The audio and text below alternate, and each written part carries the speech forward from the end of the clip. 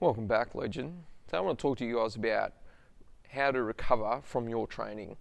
I'm going to give you a few simple strategies to help you implement some recovery into your training plan. So it's important to plan your recovery like you would plan your training. Work it into your program. It's important to get into the routine and the habit, and if it's a part of your plan already, you're going to be more likely to get it done.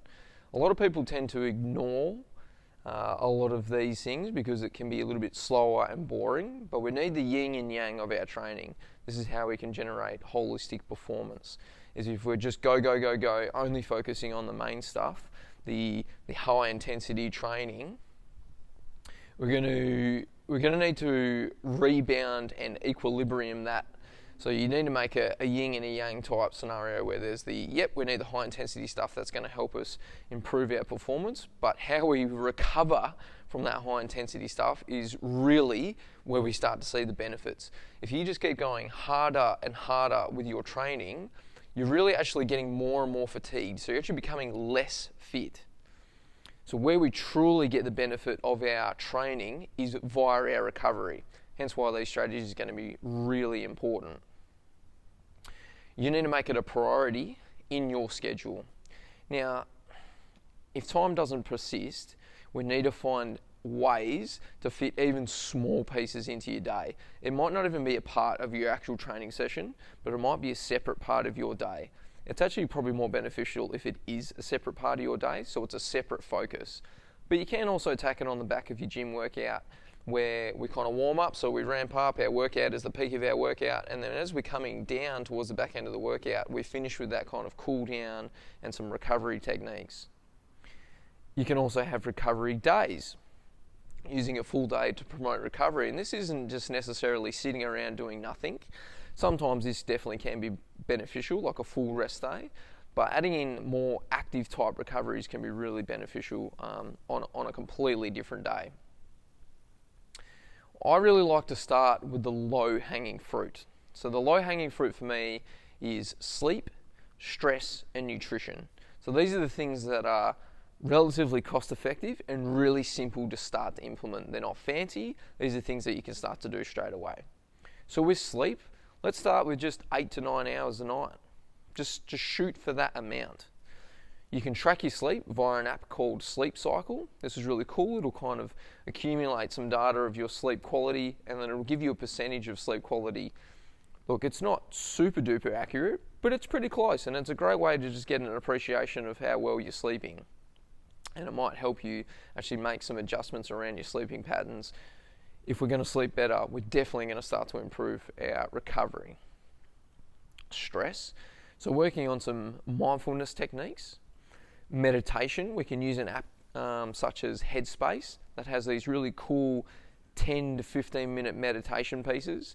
We can simply just fit this into our morning. Maybe we just spend 10 minutes in the morning, sit down, bit of silence, listen to this guided meditation. It's just going to help reduce our stress levels, reduce our cortisol production, and help us really kick into that recovery mode. Nutrition. And this can be as simple as just like whole unprocessed foods. Just whole unprocessed foods is an excellent start. Making sure we're getting enough vegetables into our diet. Looking for 5 servings, a serving being a fist kind of size. Adding in some protein for that muscle recovery. Adding in some carbohydrate for muscle fuel replenishment. And adding in some fat to support our connective tissue and our brains. The next thing is the kind of extra 10% that everyone talks about. So those 3 are the big 3. You must cover them off before you do anything else. They must be like a priority to get done well and get done first. Then we can start to talk about this little extra 10%. So this extra 10% is things like foam rolling. So a little bit of light massage, a little bit of relaxation of the muscles. Massage can be the same thing here. Obviously with massage, you're going to need a friend, or you're going to need to pay someone to do this for you. Stretching. Stretching can obviously definitely help from a warm-up perspective and a cool-down perspective in your workouts to help you get into better positions. But stretching can also be very relaxing and kick you into that kind of low-stress mode, and that's the mode that we need to be in to promote recovery. Walking is the only form of exercise that actually reduces cortisol. Cortisol being the stress hormone. We need that stress hormone when we're training so we can train hard into this kind of fight or flight mode. But really we only need like an hour of that a day, realistically. So the other 23 hours need to be all about recovery. And walking can be a great way to add in some active recovery, working a little bit on the low aerobic energy system, so a little bit of light aerobic work, getting some blood flow, starting to promote some recovery pieces in the body. Then you can look at things like ice baths and hydrotherapy. These can actually be really beneficial. Again, they just this kind of concept of a little bit of hydrostatic pressure or vasoconstriction, so just constricting the vessels a little bit, and then when you kind of get back into that warm environment, everything just kind of opens up and it allows more nutrients and blood flow into the tissues, being most likely more your muscle tissues to promote recovery and repair that muscle damage.